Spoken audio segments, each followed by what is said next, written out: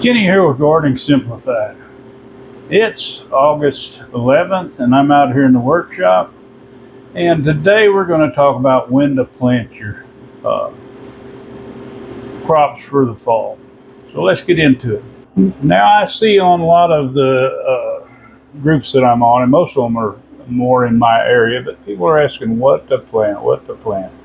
And I've started planting. I got my grow light on in here. Now I could just put these outside.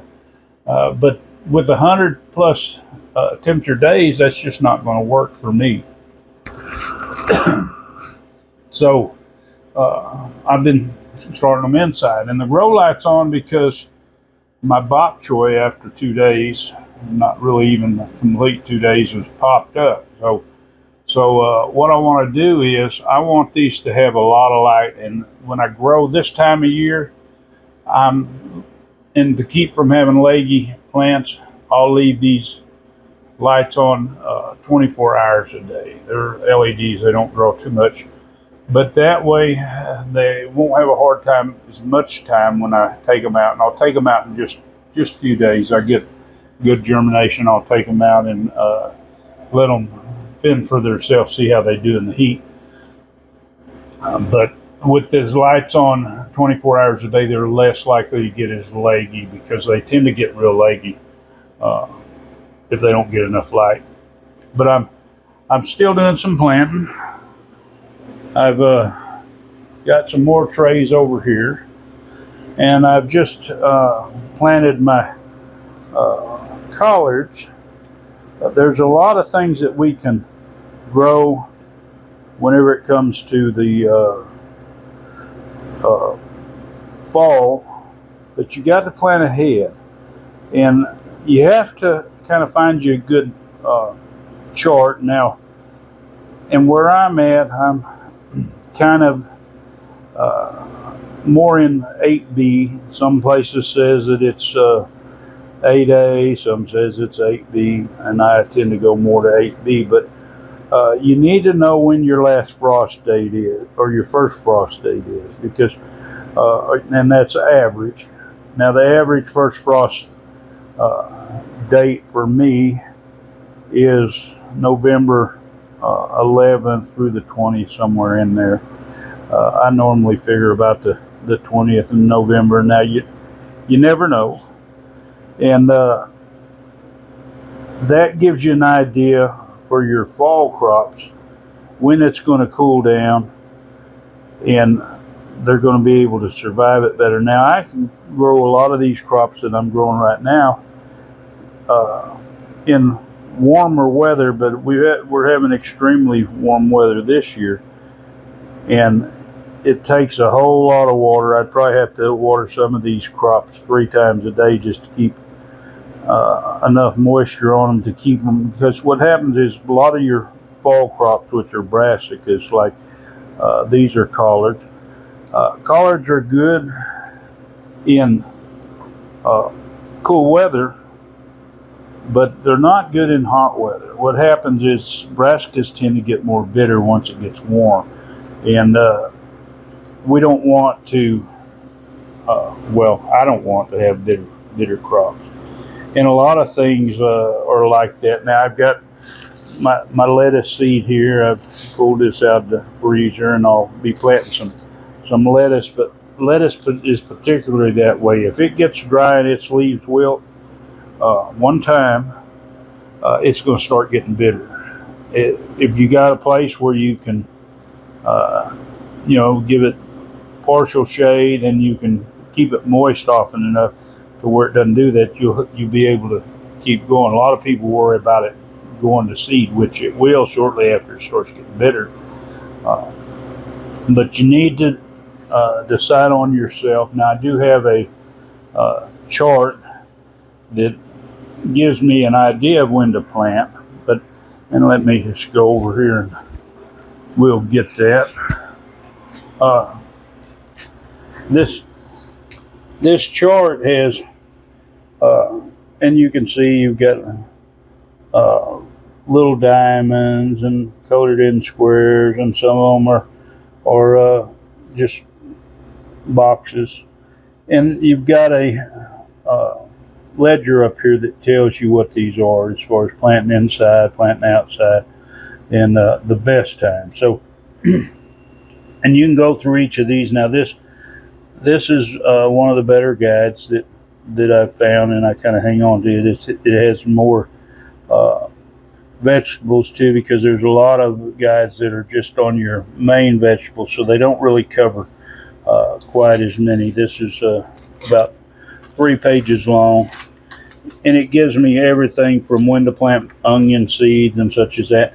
And these are guides, and what that is, I want to say is, you can go by it and you can take it as that's the way it's got to be, or you can use this as guidance and kind of give you an idea. There's a lot of these vegetables that I grow right through the summer, like broccoli. I can grow nice broccoli. You get the right variety, I can grow it right through the summer, but it takes a whole lot of water. And when it gets in temperatures where it's getting up in hundreds plus, it just takes a whole lot of time to water that often. And that's what you got to be aware of. You can grow a lot of these plants earlier, but they've got to have that extra water. Cabbage per se, and I have planted. I've got some green cabbage going, and I'm going to plant some red cabbage. Cabbage does not like all that strong sun on the top of it. It'll actually start scorching the leaves. They'll get sunburnt, and then it'll stop growing a lot of times. And so, even though cabbage grows from the inside out, those outside leaves, once they get damaged, it kind of shuts it down and it starts changing its mode. Probably most likely wants to go to seed. So that's something to consider. But when you start considering this time of year, you figure these plants have to have roughly about 6 weeks time before they can be transplanted into the ground. And then a lot of plants, if you don't get them started early enough, once you go into your cooler weather, they'll be really stagnant, and they'll just sit there and sit there and sit there. It's kind of a game that we play to try to get our timing just right for our seeds. And in order to do that, we've got to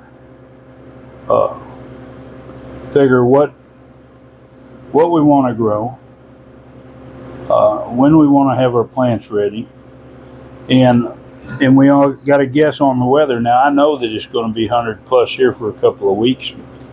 Well, I say here in about a week and a half, it's going to get into the high 90s. So that's better. That's better. But when you get out there like yesterday, I get out there 103 and I start to water, and I water some of my plants overhead because they're just wilted down into nothing. But I have to bear that heat myself. And after a while, you get a little wind, you feel like you're in a blast furnace, and you just got to come in out of it. I mean, you can push yourself and destroy your health, or you can try to work around it. And the best way that I can do it is make sure I water everything overhead in the morning early, and then a lot of times I'll have to wait and get out there real late. But some items, like my cucumbers that are getting close to where they're fixing to bloom, in order to keep them going, they have to have water earlier. They won't last till it starts getting a little bit cooler in the evening, and that's what's important. And also, what this brings in when you're planting like this in the heat, it stresses your plants so your bugs come in quicker. I have a whole lot of squash bugs on my cucumbers, and getting a few cucumber beetles. But when I water them, they don't like water for some reason. They climb to the top of the plant to get away from it. Well, this gives me an ideal time to get my little rechargeable car back and just vacuum these little things up. And that kind of takes care of them, as far as, because the bigger squash bugs, they take a stronger pesticide, and I only use organic, and I don't like the strong one that would have to kill them. So I much rather vacuum them up. In fact, I don't like any of the pesticides. But with that, I can go back with something with spinosad and usually take care of the little bitty ones, the younger ones. But once they get to the mature stage, spinosad will not work. And I hear a lot of people on these posts, and they'll say, use this, use that, and it just doesn't work. You could try diatomaceous earth. I haven't tried putting it out. That's another option. But anyway, let's get back to seeds. And if you're hearing some background noise, I have my freeze dryer running here, so you just have to bear with that. But this here is another planting guide. This is one that I use a lot of time. And what I do, and it's kind of getting faded, but I actually go in a lot of times when I'm planting. I can just print one of these off, and this is kind of a basic one. This is for Tyler, which is north of me, about 50 miles. But I can take and I can set the date that I want to plant something. As far as if I'm planning to grow broccoli, and they're saying that it's best time to plant it is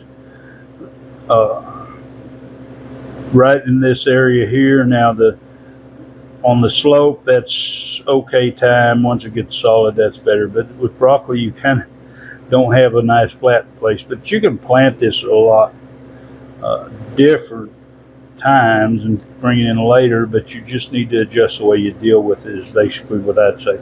But some of these things, let's say like broccoli, it's better to plant it later in the year.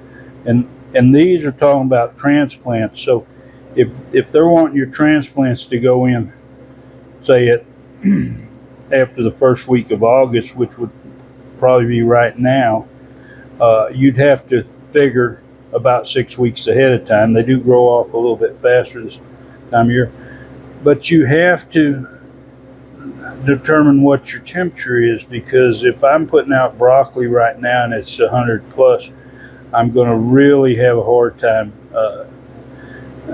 keeping it from getting stressed.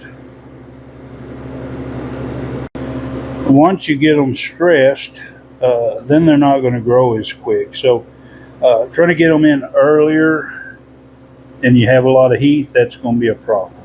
So you need to kind of really watch the weather, find you a good place that you can get a good 2 weeks look at the weather at least. 10 days is all right, 15's better. And you can kind of tell what the weather's going to do, which you never know what it's going to do. And if you're not getting rain, then you figure you're going to need a good water source to keep this going. And if you're on city water, a lot of it's got chlorine. That's going to affect your plants if you're watering with that. And the plants themselves, they could probably deal with the chlorine, but what happens is the bacteria that's in the soil that you need for good healthy plants, the chlorine's going to affect that. So we have to take that in consideration too. Also, the main thing I want to stress is grow what you like to eat. Don't just ask what to plant. And in fact, it's better not to ask unless you're really having a problem. Learn to do your research. I notice a lot of people in groups, and they ask simple questions like that. Not what you're planting to find out what everybody else is planting just to see what's growing, but what can you grow this time of year? And that's a wide open question, because there's a lot of things you can grow if you have the right conditions. And that's what's important. You try to encourage people, but the main encouragement I can give is to do your research. There's Google, and it's simple enough that you can Google last or first frost first average frost date, and then your town. And it'll come up with a bunch of options, and you can kind of go through the different ones and see, because a lot of them differ a lot. So you want to make sure you kind of get a good idea of where the medium place is in there as far as to start those plants.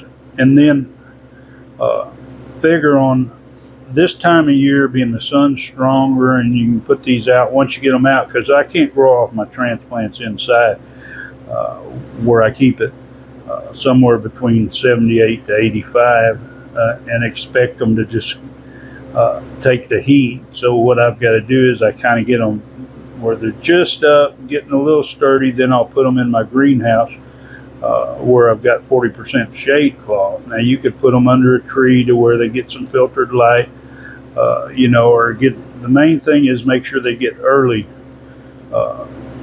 morning light. I find that does best, but you kind of don't expose them to a bunch of the late afternoon sun. Once it's got hot in the day, and then they've got the sun, and that's usually a pretty tough thing on them. But you want to take, a lot of people would say, expose and give them a little bit of time. Well, it depends on your situation. You might want to take them out for a couple hours and bring them back in and get them acclimated. It's not quite the same as getting them acclimated to the cold. It's the main thing is keep them hydrated. Okay, the workbench is getting cleaned off. We've got our big stack out. I had to bring in a few more trays. I got my helper here that's wanting lots of attention. And we've got our last tray for the time being. And it is August 12th today. So we've been kind of busy at that, did the farmer's market. But this is my deal. Deal's kind of slow to grow. And the rack is getting filled up with more and more plants. We had to turn on another light because our blues cabbage is starting to germinate, so we want to keep it. We've definitely got good germination on our bok choy.